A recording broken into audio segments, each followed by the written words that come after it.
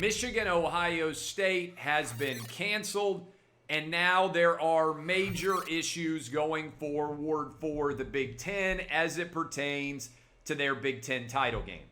In theory, this means Ohio State will only be able to play 5 regular season football games, and they would not be eligible to make the Big Ten title game without the rules being changed on the fly.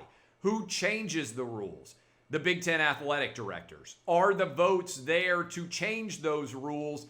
It's unclear.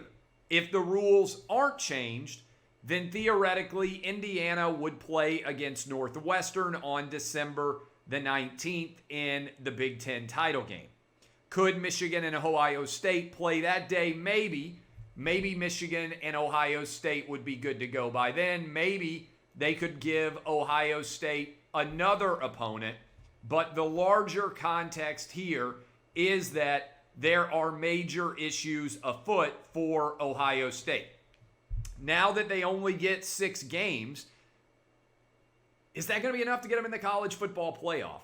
And more importantly, and this is significant, could both Ohio State and Texas A&M, who are probably going to be the teams combating to try to end up as the final playoff team, could they play this weekend?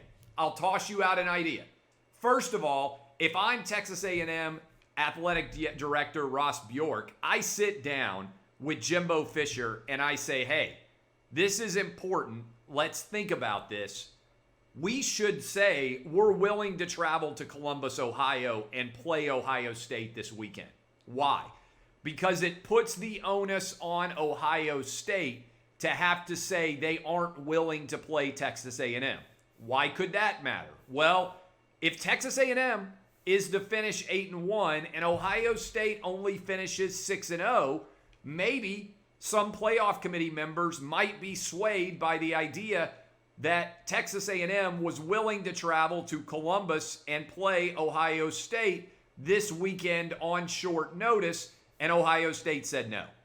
Worth thinking about. Remember, Texas A&M not playing this weekend because their game against Ole Miss has been canceled. So you have the number 4 and the number 5 teams in college football theoretically able to play this weekend against each other. If I am Texas A&M, if I am one of their power brokers, I say we're willing to play and put the onus on Ohio State to say they're not willing to play.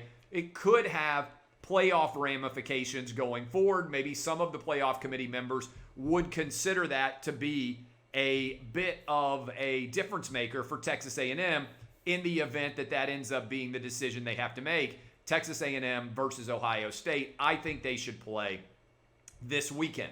What if they don't want to play in Columbus and they don't want to play in College Station? Just tossing out an idea here. City of Nashville, we got a nice stadium the Titans usually play in. They're on a bye this weekend. It's sitting completely open.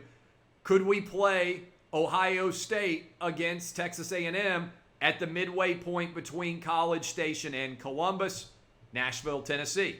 Seems like a fairly decent offer that would be out there for the number 4 and the number 5 team to play in short notice. But the reason why I would make that offer if I was Texas A&M, over and above I think it's good for them, is, remember, there's no fans present at Ohio State. And so the advantages of playing in their own venue would be minimal, considering there is no home field advantage. Again, to me, this is a no-brainer. We saw Coastal Carolina and BYU schedule a game on shorter notice. If I was Texas A&M, I'd go ahead and put it out there that we're willing to play against Ohio State. Basically consider that to be a play-in game for the college football playoff. And neither team would necessarily, I don't think, need to play another game after that one in the next weekend. And there you have it. Whoever won that game would advance to the college football playoff, probably as your number 3 or number 4 seed.